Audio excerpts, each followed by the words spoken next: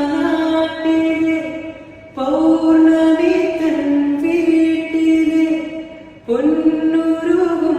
പാട്ടിലെ രാഗദേവതേ എന്നുയിരിൻ രാഗവും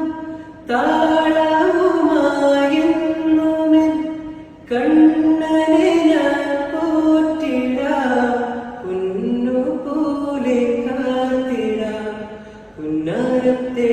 നിന്നേതിഷ്ടം പോലും